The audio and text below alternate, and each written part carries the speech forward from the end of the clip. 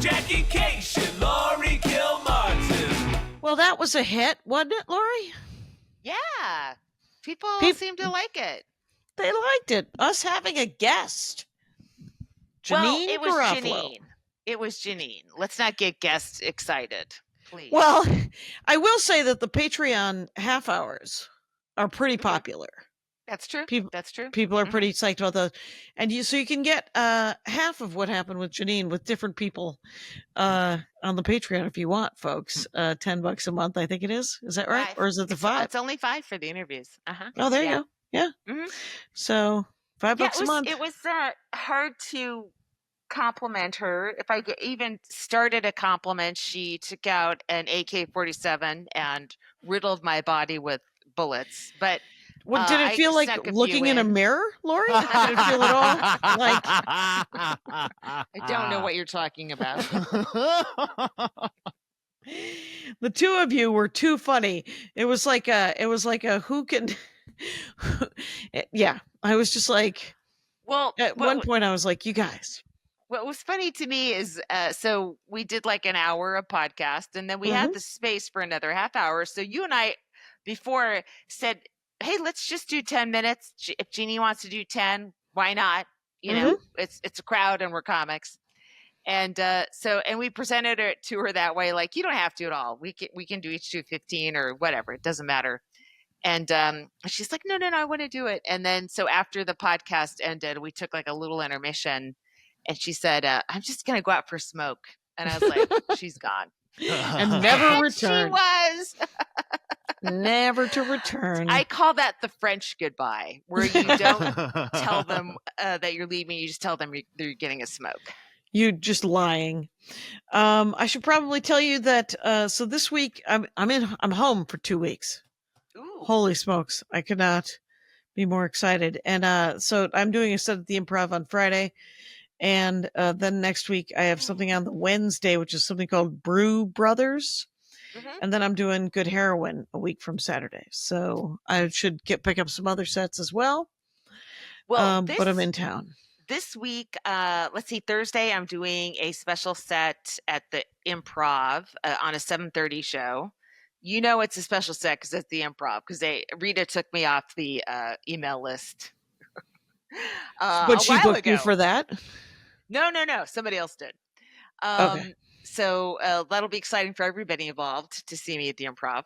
And then let's see, Friday I've got 2 at Flappers. I'm on a 7:30 and a 9:30 at Flappers. And then Saturday I'm at the Crow at 5 o'clock.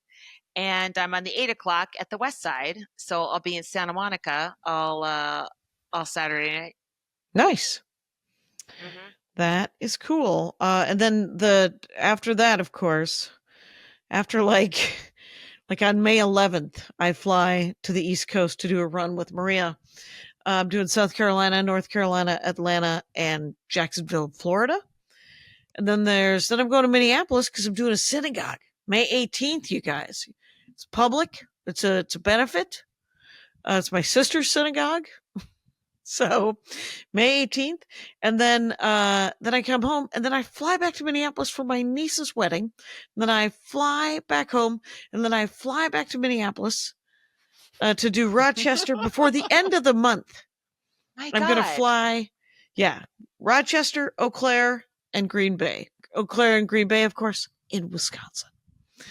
So awful. You are tie-tie. Do you want to tell people why? Well, I do have a new writing job, but Woo-hoo! I'm not going to, I can't celebrate. I just want to make sure I get picked up again, because these jobs are 13-week cycles. So I just want to make sure I'm doing a good job, and I'm providing the comedy that they hired me to provide. All right. But it is a lot of hours and different hours. And plus I'm just doing stuff over time just to pour over things and make sure, do my homework. So right. To make sure you do it right. I'm tired. Long story short, I'm tired, but I'm so thrilled to be working.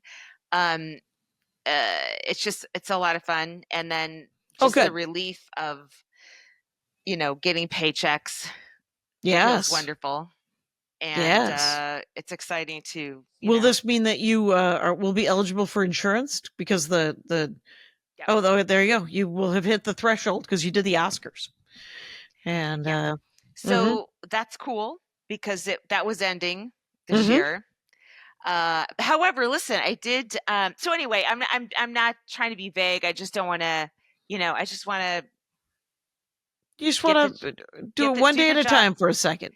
I just So want good to news. Yeah. make sure I'm doing it right, and then I'll slip it in if I am doing it right. And if I'm not, I'll be so embarrassed and ashamed that I'll have to burn this podcast and any others. Woo! I ran into your friend Brian Kiley yesterday at the airport. I just did a set with Brian Kiley tonight. Where and I did not tell him your news. I figured it was your news, so I did not tell him. Oh, he knew. Oh, yeah. Did he? Okay, so we all talked around it. Oh, okay. And so he didn't tell me your news either. Oh, okay. Because you are friends, and I thought, yes, you will tell him. So. Oh yeah, he knows. Yeah, it's were you guys at LAX or Burbank? LAX he came walking past me. Maria had been bumped up to first class. I was in Delta Comfort. He was walking back into steerage. So I have to tell you that Moon Tower, how did you like your sets? How many? Oh, I had a lot of fun at Moon Tower. I wish I had done more sets. That's all. Because it would like a couple of nights I was like, I did 7 minutes and then I was done. And part of me is like, ooh, good. I get to go back to my hotel room and watch The Blacklist because I am in the grips of an old show that's a procedural that is, once you start it, you cannot stop it. It's unstoppable. And it's ridiculous. Like it doesn't make you proud of yourself. It's not like you're watching House and you're learning things. You are, like if you binge watch House, you're learning a lot of shit. No, in a Blacklist, are you learning that it's lupus? What are you learning? Blacklist, it's like everyone gets the place at the right time. They figure out where someone's buried instantly. Like, okay, none of it. No writers put up any red flags, and we're like, hey, does this seem like 200 coincidences in an hour? No. Everyone's like, yeah. But it's still, you can't stop watching it. You just kind of go, I accept that everything works out for all these people magically every week. That actually sounds like something I want to watch because my favorite thing is not House. But it's things like Castle and the British version of it, which is like Rosemary and Thyme. Or Fathered, whatever. Yeah. The Blacklist stars James Spader from Sex, Lies, and Videotape. And he's like in his 60s now.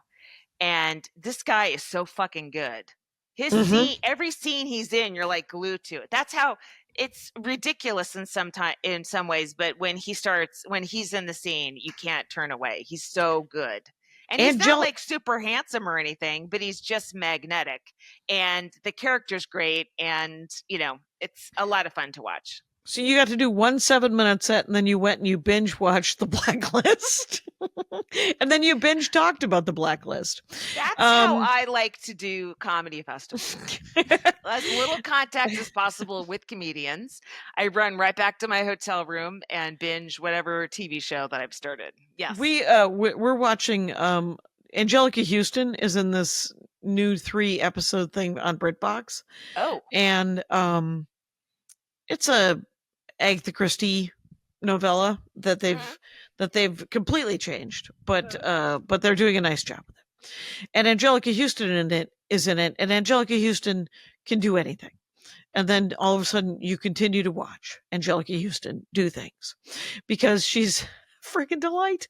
Anyway, but I will say my Moon Tower, every day I would go down to, there's a trick. If you ever get invited to a festival, find the person who books that festival and say, is anybody sick? Anybody drop out?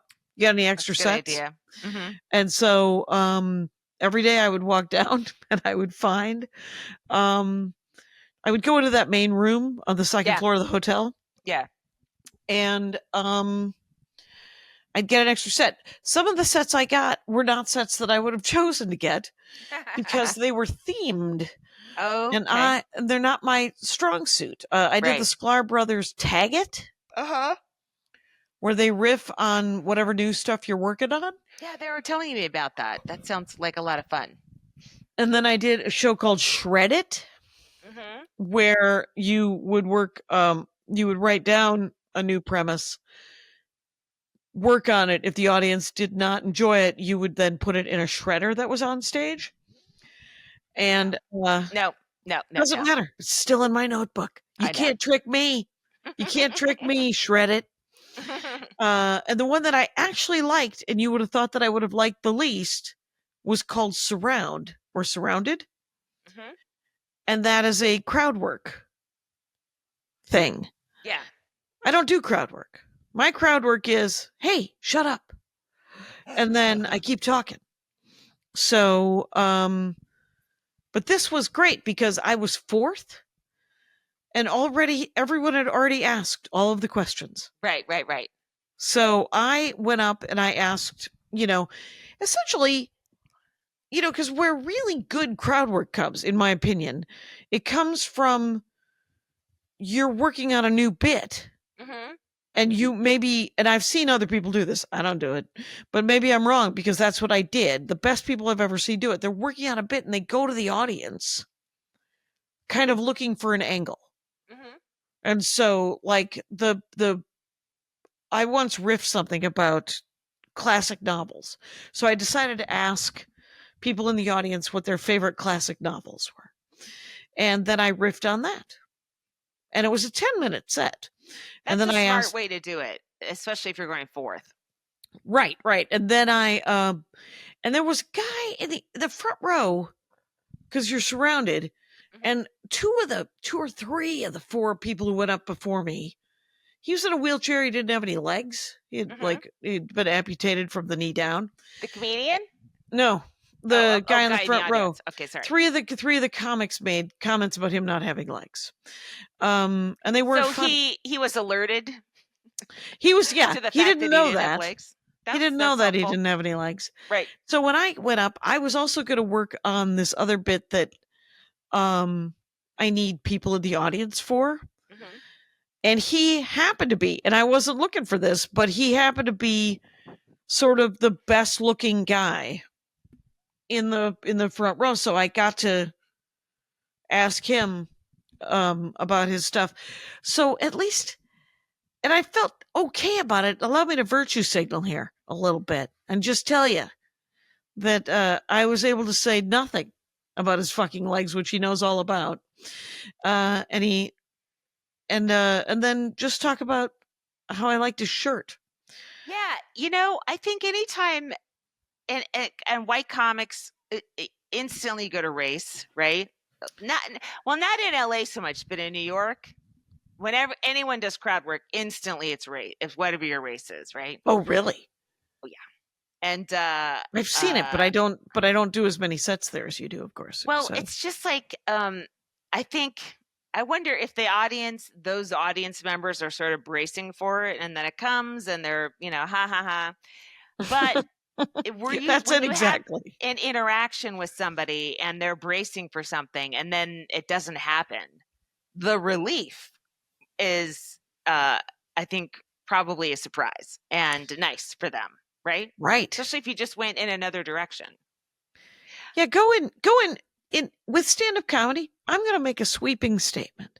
Go in another direction. Yeah, you are the comedian. You're supposed to be. You're the comedian. The one that's more original. You're supposed to be thinking sort of in different directions. But then other people would say you're supposed to call out, what everyone's thinking or something. I don't know. I guess it's everyone's own style, And yeah, I mean, if you can call out what everyone's thinking and then do a twist on it, you've still gone in a different direction. Correct. So you can talk about how some commercial is dumb or how, whatever it is, the generational stuff. A lot of people had a lot of generational stuff. Mike Lawrence. I got to see Mike Lawrence 3 times. Lawrence. Yeah. Yes. I went to his writing seminar. It was really good. Oh, cool.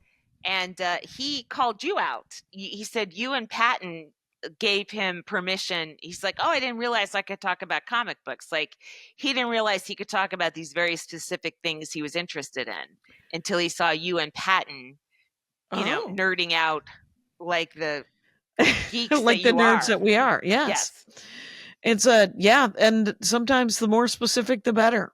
And then because 2 people will be over the moon, 100 people will get what you're talking about.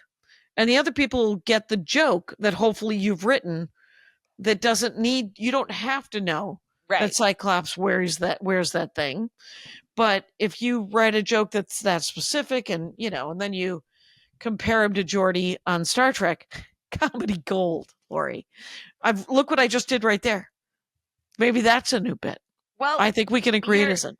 Okay. The comparison should be to something that's not also a nerd thing, right? If you're trying to catch a lot of tuna in that net, right now you just have a dolphin who knows both Star Wars and whatever the fuck Cyclops is. Let me just tell you something, that Star Wars is different than Star Trek. And I say if you could do a Star Wars, Star Trek, and X-Men crossover bit, who cares if anybody gets it? I will have climaxed and it'll be just fine. That's one way to approach comedy. And you know what? That's what's great about comedy. There's a million different approaches and everybody gets the joke. Remember the joke that Janeane told during the podcast that I said I wish I'd gotten? Which one? No. It was her favorite Doug Benson joke. And it was about some lawyer. I don't remember or know either of the people they were talking about. So she mentioned a very famous lawyer. It's 2 Alan Dershowitz and the actor who looks like Silver? him. Yes, Ron Silver. Yeah. He played him. I looked it up today. Yeah. Because Doug Benson clipped it out and put it on his Instagram. Oh, cool. All right. Yes. But he clipped it out from the YouTube video instead of the reels. Oh, that's so it cool. actually looks kind of amazing. You're in because when I clipped it out, I didn't care. I just wanted it to be me. You just put Janeane in there and our voices are she was in the middle. Yeah. Exactly. So she's going to get the 9x17 or whatever. I saw the 2 headliner sets. I saw Fern and Maria. Okay. And they were both brilliant, right? Fern is we got to do her as a comic of the week. She's from Scotland.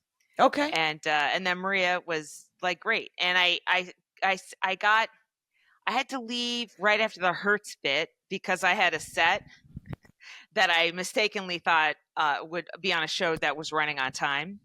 And so I leave and then I run over to the show and it's like, I'm not up for like another hour. I'm like, all right. Oh, shoot. That's fine. Yeah. But yeah, it was great. I really have a hard time sitting through an entire comedy show though. Physically just sitting like, I want to stand, I want to pace, I want to stand and sit. This is how I watch TV with my son too. I'm like, I got to stand. Then I stand and I move around, I just rock back and forth and then I can sit. I cannot, it's really hard to sit still for that amount of time. I don't know how audiences do it, quite frankly. And I'm glad they do.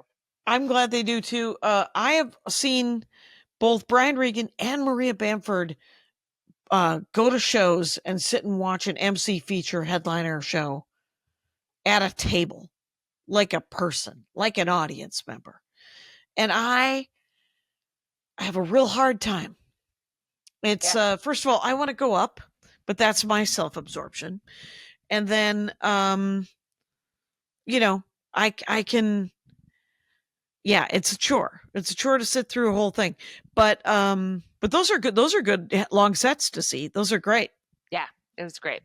Yeah. Mike Lawrence wrote a joke that he said was only good in Austin, Texas. It's true. That week. And it's because Austin, Texas, the famous street that all the dive bars and shenanigans and the new comedy club Mothership is on, is on 6th Street. And he did a joke saying that they had renamed it January 6th Street. Yeah. Love it. And that there's gold. He also had some great stuff about being diagnosed autistic. Yeah. That was so funny and so good. Yep. Yeah. Yeah, it's weird. Like I watched him because he went up on a show I was on, and it was so funny. I don't remember a single joke, which is nice because then I could watch him again, and it'll just feel a little familiar, but I won't know what's coming. I went to dinner with him. You know what I'll do is I'll Yeah. know he'll start the setup, and I'll be like, "Oh, I like this one." Yeah. I And love then that. I'll be thrilled when I do like it. Yeah, we went to dinner. This one, there was so many people, and I liked so many of them, but the parties were always super loud. Yeah. Like when I came home, I was like, I don't know what I've got. I've got the travel crud or something. And Andy said, you said that the parties were really loud. You've probably been shouting over people for a weekend. And I said, oh my gosh, that's exactly it. So one night, Josh Gondelman and I went and got food. And then another night, Mike Lawrence and I went and got food. I got food with Josh as well. Nice. Yeah. And we just we left a gig at the same time or something. That's it. Maybe we left our podcast at the same time. Whatever. I went to the closing party, the so Saturday did I. party. And yeah, you hightailed it out of there pretty quick. And I started talking to Dave Niall, and I was gonna leave, and then one of us, maybe it was me, maybe it was him, brought up the IRA, and I was like, all right, I'm gonna be here another hour. Dave has some stories.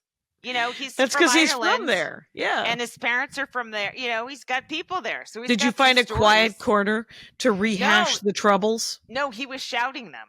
And then I was telling him about Sebastian Barry, my favorite contemporary Irish author. And he hadn't heard of him. So I'm like, all right, you got to get on it. He's great. I like the idea of shouting the troubles. Yeah. So then I was home for a day and a half. And then I flew to Aspen, Colorado to do the road with Maria. We flew into Aspen. We had a ride to the hotel and the gig in Basalt. Basalt is a little town outside of Aspen. I did my billionaire joke. Not even kidding. The rage when I say that there's no billionaires in the audience was palpable. Was dead silence. And then they weren't psyched about this is not to belittle your millions. But they did laugh at the actual punchline to the joke, which was good. Good. But when I was in Basalt, I don't know how to say it. A member of Ronald Reagan's cabinet was in the audience. Did you recognize him? No. The guy who books it told me later.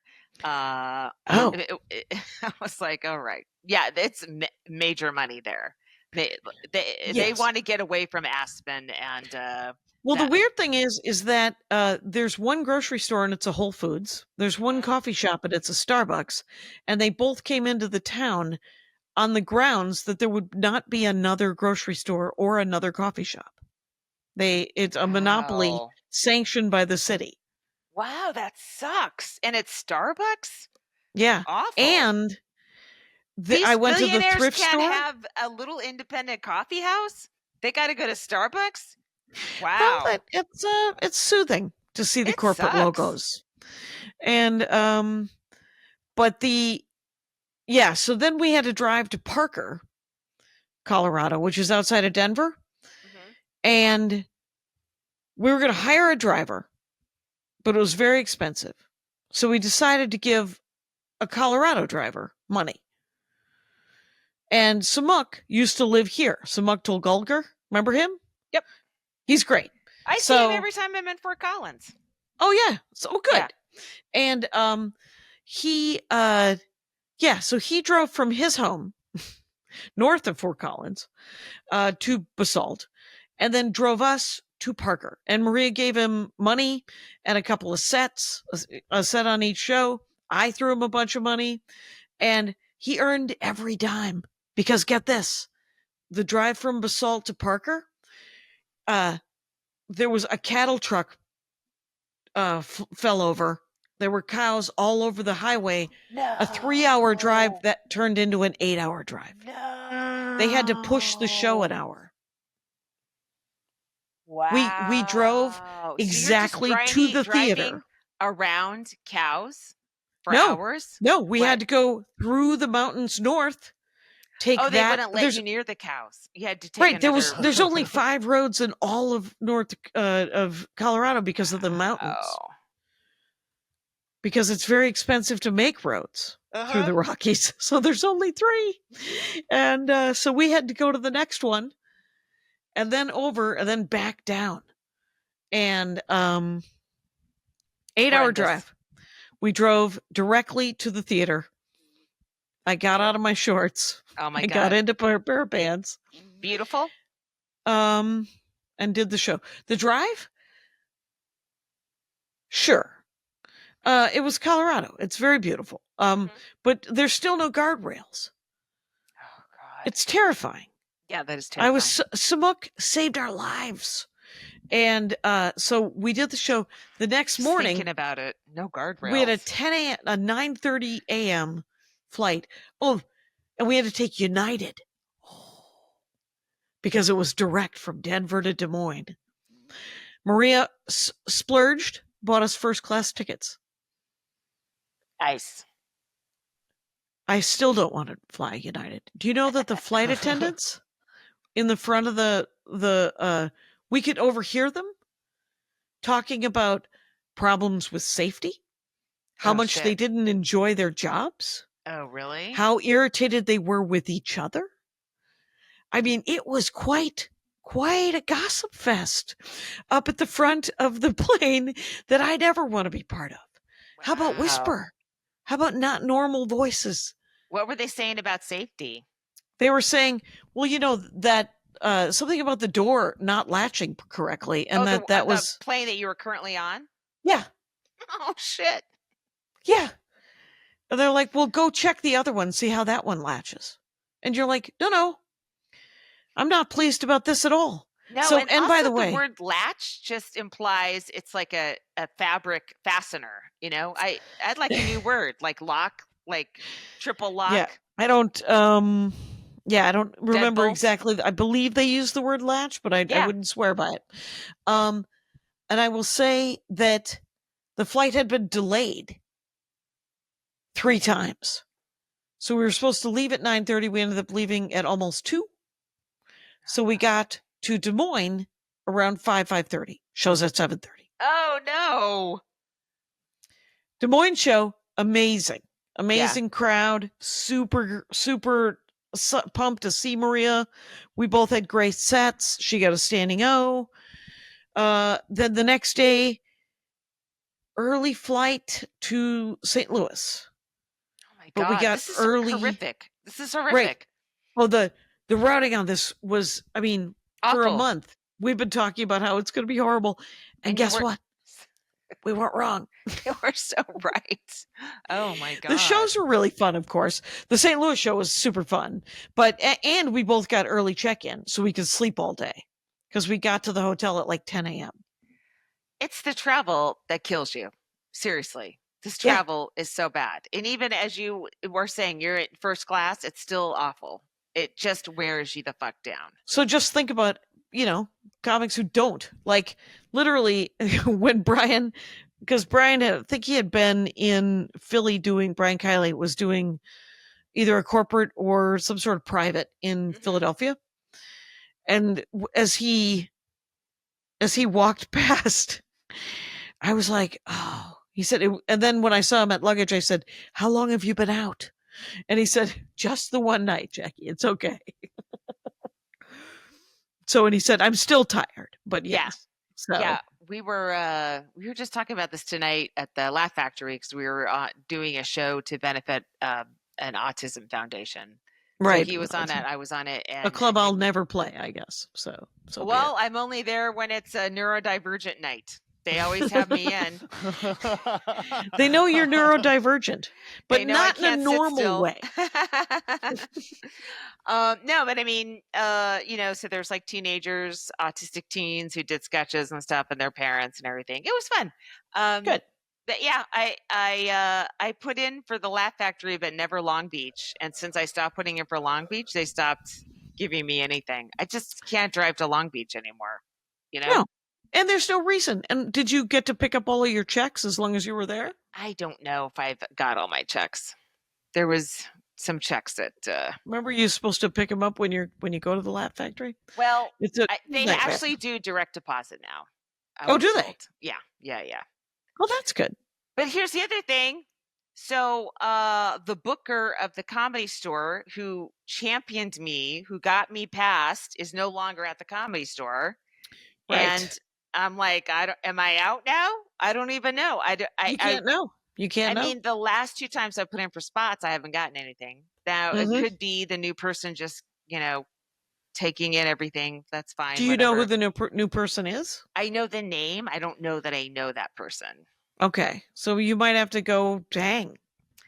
Yeah, I guess so. Let me just I don't know. I got a full-time writing job I'd like to keep, so hanging so I can regain spots that I was getting. I'm like, if this is what I have to do, maybe I'll just do Zoom shows, Well, you know who'd be psyched about that? Our fans. Hey, let's take a quick break. Yeah. And then let's do Comic of the Week. Mhm. I worked with her twice. She did the Crowdwork show, and then she did some other show at Velveeta, I think it was, or I don't know, Side Splitters or whatever the hell. What's her name? Side Splitters is not in Texas. It's in Florida. So I highly doubt that you guys did a Moon Tower. You know how set they at Side named all Splitters? of the shows, though? They named them different Yes. shows. I think I was on a show with her at Anton's or Antone's. Right. In fact, I know I was. Excellent. What is and her name is Wally Baram. Mm-hmm. Very And funny. Very funny. WALLYBARAM. Is that her handle, Kyle? It is, in fact. Go find and follow. That is amazing. Is she I saw her Canadian? perform. How come these funny people keep coming up on our lives? We're just minding our own business, trying to do good, Jackie, and these funny women just pop up. Where the fuck is she from? Well, her bio She says she's Canadian? Mexican Syrian, But that she could still be Canadian. I don't She think could she be. is. but stacked on top of that, she might be Canadian, you guys. Syrian the lead. I don't But think she was so. on Colbert. She did a set on Colbert, Yeah. and so she might not need the bump, but you're getting it anyway, Wally. You're getting it anyway. Live it up. The Jackie and Laurie bump. We have definitely, we've hit our top in terms of, fan base, right? We're part of the solution, right? Laurie might cause another international incident. Like, we got options. To a solution to a problem that only you and I know exist, maybe. I don't know that we're a Wait, solution to a big problem. I might have missed the problem. What's the problem? Oh, I don't know. That you and I don't get booked enough? Oh, right. I feel booked enough. God, I'm so happy to be home for 2 weeks. But you're right. After August, I don't really have a lot of work. Because Well, it was my agent's parting gift, remember? yeah, So exactly. If you're fine with the amount of work you are getting, then fine, Jackie.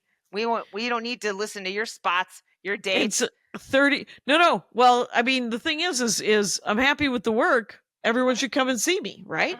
Mhm. Because I'm doing the new album and the new special in Portland in November. And but I've been talking to the guy that animated the LA Pet thing Mhm. about animating a couple of the jokes that are on the one album that has no video. I know, Jackie. You've told me this 400 times. You don't have to tell it to me every time. He like showed you've me never told it to storyboards today. Okay, thank you. That's the new Yay! now, Brad, maybe I was catching everybody else up. You don't know. But I think everybody else knows as well. But I'm very excited about it. I am too. We're all excited. We want to see this fucking shit. I know you're not going to see it for months because he fully animates it. He doesn't do AI animation, and he doesn't do nothing's generated. It'd be like if your son were doing it, Mhm. And He's doing commissions for people, by the way. Is he? Yeah. Mhm. Of animation? He's getting paid. Yeah. Well, I know that he was doing the voiceover stuff and making okay money on his YouTube channel. I mean, somebody, and not only that, but he does a voice like Blue Lock. He'll make up voices, right, for the actors.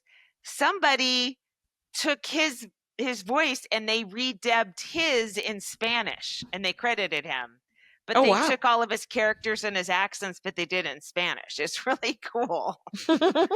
But anyway, yeah. So yeah, he's got little trickles of income. But again, for him, it feels like he's a millionaire. Right. It's so funny. What- Yeah, exactly. It's Like like because he's he's earning money, he got which is a good. $300. Like I'll never have to work again. He has that energy. Right. I don't remember what was your. I remember the first job I had after high school, and where I got a decent sized check, which means that it was like I don't know $600. Yeah. It was and it was a commission check, so that's why it was so much, because this was back in the 12th century when I think the minimum wage was something like $3 an hour. So yeah.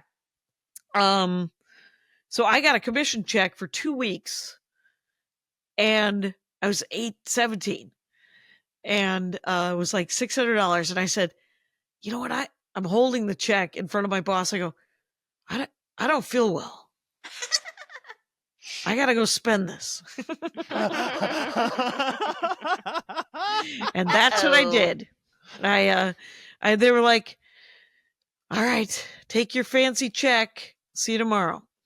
Or see you Monday, because it was a Friday, obviously. It was back when we got paid with checks in hand at a day job, right? At your job. And so Wisconsin's environmental decade, you guys, beware who you're giving your money to. Because when they come door to door, they get a pretty good cut. And so, wait, I don't. What did you just say? What's that have to do with anything? Were you a the job itself? Yeah, I was door to door raising money for the environment in 1983. Okay. Gotcha. Yes. Gotcha. Well, I've been every night. I come home and my son and I go driving. He drives, and I sit at in the night. passenger seat. Oh yeah, we've been doing night driving. We did some rain driving on a Sunday morning or Saturday morning. I forget which. It rained a little bit this weekend, so we drove in the rain. We did some day driving, and then tonight we did the same drive. We went to the CUNY college he'll be going to. Right. Yeah, just driving around.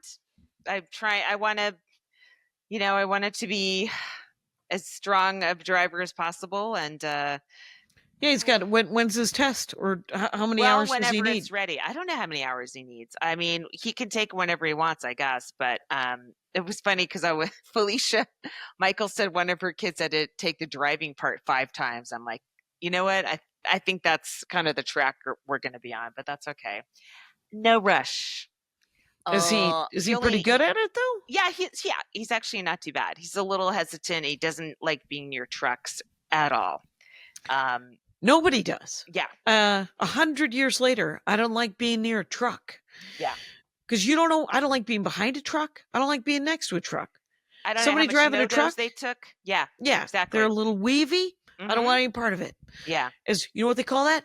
And then if there's a truck and a bunch of several cars around, they call that a wolf pack. I don't like being anywhere near a wolf pack. Right. Yeah. Yeah. So that's the new phase of life. It is nice to be driven. I've never driven. Right. That's kind of cool. So yeah, we've been doing that. We saw Sinners this weekend. Did you Andy really wants to see it. It's great. I am told that good. I am told that it is a horror movie. It is not. It is an action film that is sexy. Oh, I see. Yeah, I mean, there's some bites, right? Yeah. Kyle, you think it's okay?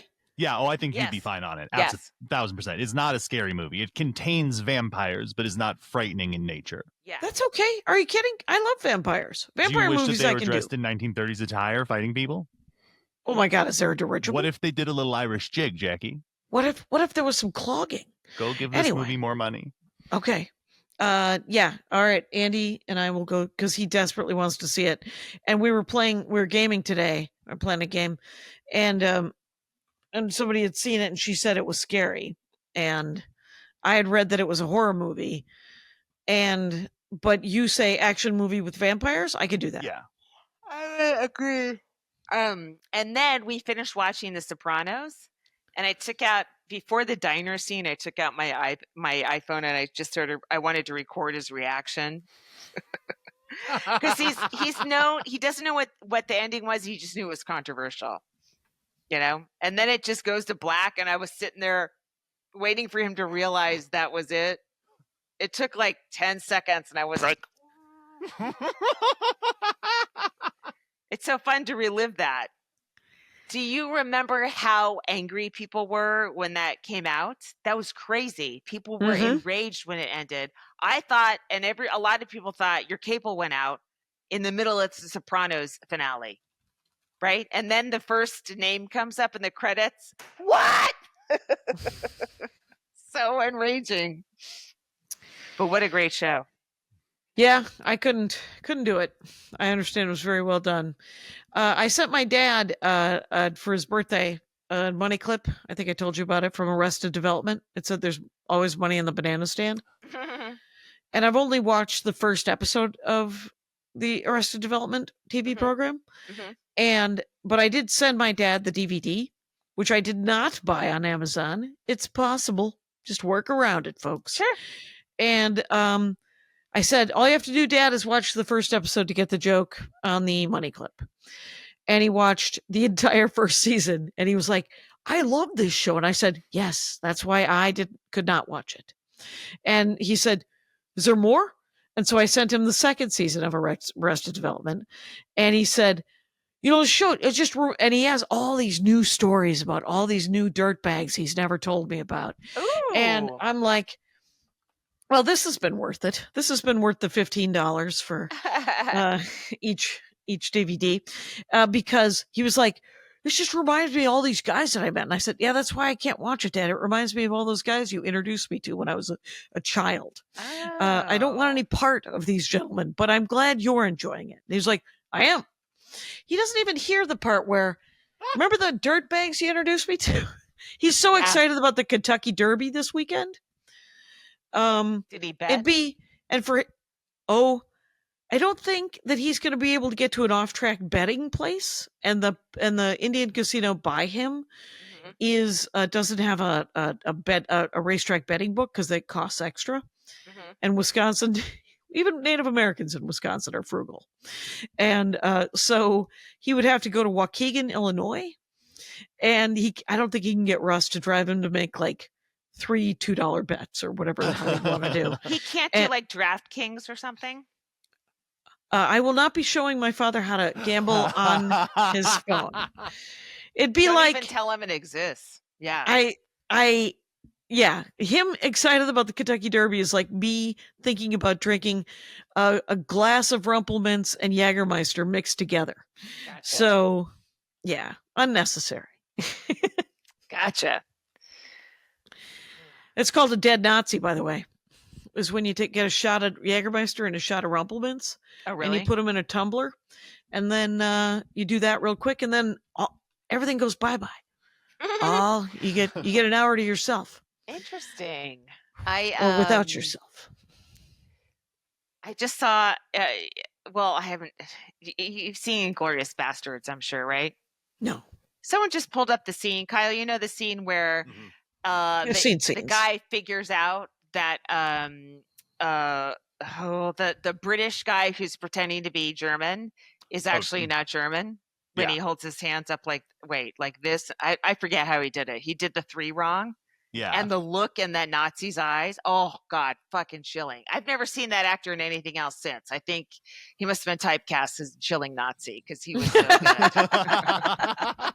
I gotta look him up and see. It's my least favorite Nazis, by the way. I like my Nazis buffoonish. I'll watch a Hogan's Heroes. So sleepy. I bet. I woke up.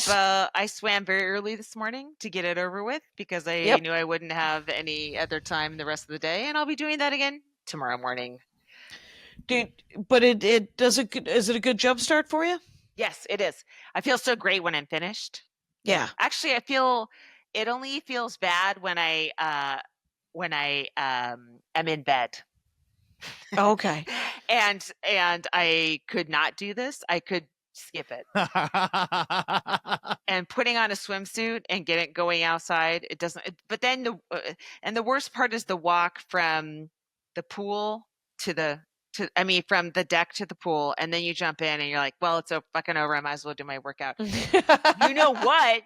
So a couple days ago, I didn't cook my contacts long enough. You have to put them in this baking solution or whatever. This it's called Clear, and it you have to put it in for a minimum of 6 hours, and it just gets all the muck off your contacts. Well, I put it in late, so I went to the pool. I didn't have my contacts in, so I just swam with the goggles, and I get in the water. Everything is crystal clear in a way. It's that I'm like, I don't see like this ever. And I just kept looking at things and looking at my arm, and I've never seen anything that clear. There's no astigmatism. It's like 20/20 superhero vision. And then I start looking it up. Apparently that's the thing. If you're nearsighted, you guys are both nearsighted, right? Right. Go in a pool with goggles on. I don't know, maybe it works with goggles off too, but with the goggles on, you will see 20/20 perfect vision, because the way the light refracts, not that I'm comfortable using that verb, off the water, offsets the blur somehow, and it makes it perfect. And you will never in your life above water see like this. You can only see like this in a situation where you can't fucking breathe with it, which is awful. But it's amazing. Right. Because I was just like looking around, and then I put my head above the water, and it's complete mush. And then I go under the water, and I can see these details I can't see normally when I swim with my contacts on. I remember I was on the Great Barrier Reef, and I didn't have my glasses on, and I did have goggles, and I could see all the coral. Yeah. So, yeah. Huh. So, but when I would get back above water, I couldn't even find the boat. Yeah. I was like, where the hell's the boat? And don't step on the coral. That's what I remember. They're like, don't be a monster. Let's do second that break. Is so cool. And so Marie and I, we both wanted to do, I worked on so much new stuff because we were just so tired and punchy. And so by the time we got up, it was like, work on the new stuff. These 1,200 people, these 700 people. At one point it was 250. It was a beautiful 250 seat theater that I wanted to shrink down. I think it was the one in Des Moines that I want to just put in my pocket. It was so gorgeous. And so you did a bunch of new stuff? Yeah, just did a bunch of worked on stuff that what I do is I have premises for them. They just need more punchlines, and I came up with a couple of punchlines, and it was really nice. It felt good. It felt cathartic to work on. Maria wrote a new punchline for me, which is great. And me and Sumak worked on one of her bits, and then Maria and I worked on one of his bits. So we did Joke Machine as we drove that 8-hour day. It ended up at around hour 6. Maria was like, who did we start stand up with? Let's start looking up names and see where they're at. Ooh. And so we looked up people from early Minneapolis, and then we looked up people from when she moved to Los Angeles like 2 years before me. But it was still Pedersen's, and it was still like the same open mic scene. And I was telling her about, because when Janeane talked about Beth Lapidus, she mentioned Luna Lounge, which was essentially the Uncabaret of New York. And Uncabaret is Beth Lapidus's thing. And that's still going on. And I think she's scheduled me for it, but I don't know. Are you up at Beth Uncabaret? No, I should contact her. Yeah. But so we just went down memory lane. Yes. Oh, should we take a second break real quick? Yes. Memory lane. And yeah, I love when I'm not on Facebook that much, but when I log on, there's comics I started with, or comics that were headliners when I started that kind of stopped. And I don't know, it's just nice to see everyone alive in their various places. Some people stop comedy and life goes on. I don't know. Have you been following Rich Scheidner? I've not. I mean, I should log on and unfollow him. Well, because he's doing these videos. Yeah. It's probably on his Instagram. I don't know that I follow him on Instagram, but essentially he wrote a book about the history of stand-up comedy. Right. And he does these videos where he tells the tiny story. And then he shows pictures. Like he told a story about Phyllis Diller. Oh yeah. And I of course cannot remember it. But or he'll tell a story about and it'll just be some story about somebody coming up and having some sort of problem or a booker. Really fascinating stuff, The comments on the Mitzi Shore clip, by the way. The Janeane Garofalo Mitzi. Yeah. A lot of people who aren't comics who know a lot about Mitzi Shore. I think they must have read the history books. Oh, I see. Maybe they Kleptikoff or whatever his name is. Oh, yeah. And then, or they saw the Andy Kaufman thing, and they saw the other, there's been 1,000 sort of homemade documentaries. And I never did get to meet her. Oh, I didn't either. Yeah. But I was okay with that because everyone I knew who knew her, they were like, yeah, she's a hard ass, but she gives you stage time. And so I was I've met her. Yeah, every city has that person. And if they give you stage time, then you like them. And if they don't, then you don't. And there's no other way around it. There isn't. Yes. Lucian Hold was like that for New York, Yes. For the comic strip. If he passed you, and not that you liked him, but you could stick up for him in an argument. Yes. I stuck up for Lucian any number of times. I met him in Aspen. I mean, it can't be all bad, gang, right? It's one of those things. I met him in Aspen in 96. Oh. And so when I went to New York, he was like, yeah, I remember you. Oh, okay. You get up. And nice. I was like, all right. And so that was the only place that ever gave me a set for the longest time in New York. That's cool. Until The Stand, I think. I think I did Gotham a little bit. I think the guy, what's that guy's name? Chris Mazzilli or Sean. Sean's the booker, but it was Chris. Owns it. Yeah. It was Chris. I met Chris. And then I met Sue Costello at 96 in Aspen. She and Chris used to be together. I know. I believe he broke up with her that weekend. Oh, right. I think that was the weekend. It was a horrible. But what I do know is that it was me and John Bush, who's a comic out of I remember John Bush. Yeah. What's he doing? Is he acting and what's he doing? In Des Moines or Dubuque or the Quad Cities? I think he lives in Iowa. I know he married. I don't know what. I thought he was doing theater. What's he? You can't do that. He lived for in New York for a while. He did live in. At the comic strip, it was him, Tom Papa, Cynthia Corey, who's married to Tom Papa now, and Kyle Dunnigan and Alexandra McHale, who I think quit, were like the little superstars at the strip, and they were all managed by Lucian. Okay. And people have gone various ways, various levels of success or whatever. But John Bush was really funny, but he moved to Iowa? Right. I'm uncertain why he moved to Iowa, but but he liked it last I heard. And we both went to Aspen that year. Lisa Langang booking it. And then Sue Costello, and she won't remember this, and she didn't mean anything by it, but she was like, so you guys are from Minneapolis. You must be so excited to see all this industry people. And we just looked at each other as like, well, we get the breezes sometimes, and we still get to do stand-up. My best friend Cheryl was the executive or head writer, executive producer, whatever, on Sue's sitcom. She wrote the Boston one? Yeah. Oh. Yeah, she wrote That's neat. Yeah.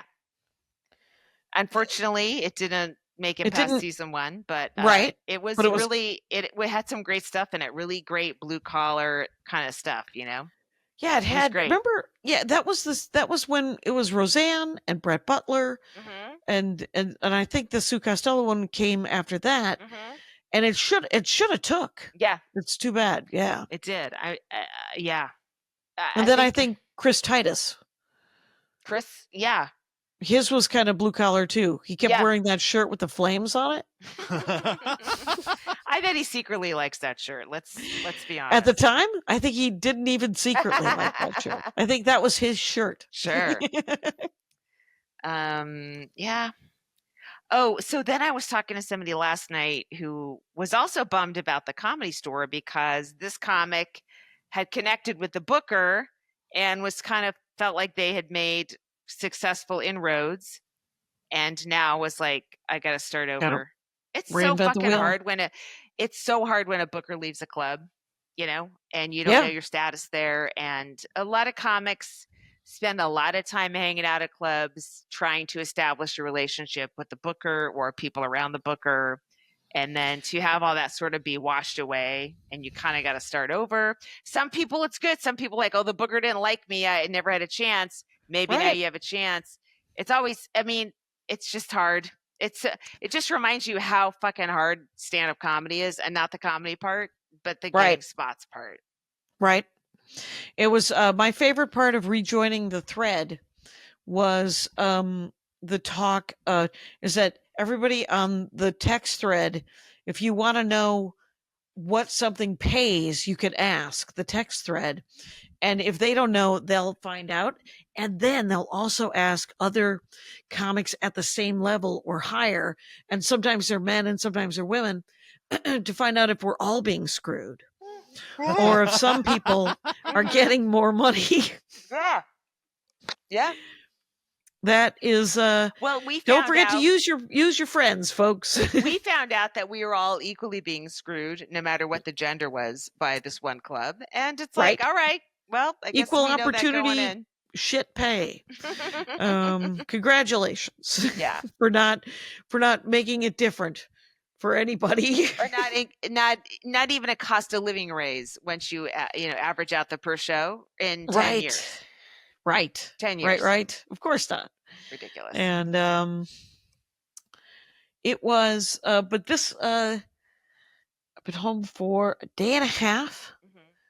And I've mostly slept. And then I just talked to Greg Franklin. So I'm hoping to pick up some more sets this week. And that's the whole plan. Hey, it's 11 o'clock. I think we're done, right? I think we did it. I think we did it.